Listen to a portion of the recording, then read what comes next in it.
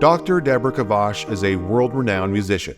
Composer, soprano, violinist, and educator, her music has echoed across the globe for decades, from Stansted Snider Recital Hall all the way to London's Barbican Center.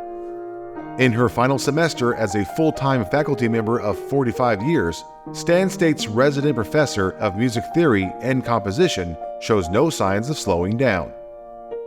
Her most recent composition, the piece of Wild Things A Reflection, will be recorded in June by the London Symphony Orchestra with featured violinist Davide Alogna of Italy on the Stradivarius.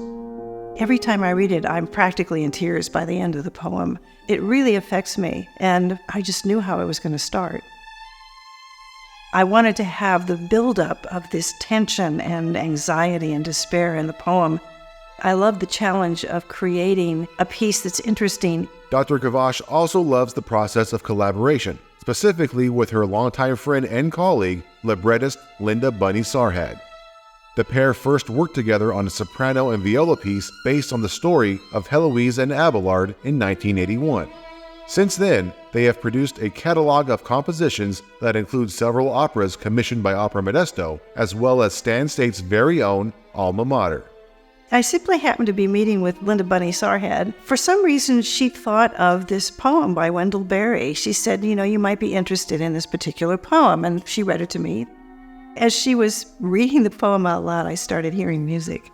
The London Symphony Orchestra's recording of Dr. Kavasch's composition will be available to stream later this year through Naxos Records and other related streaming sources. I'm really, really happy with this piece. I wanted it to have an emotional reach. I want people to feel emotions of the narrator of the poem.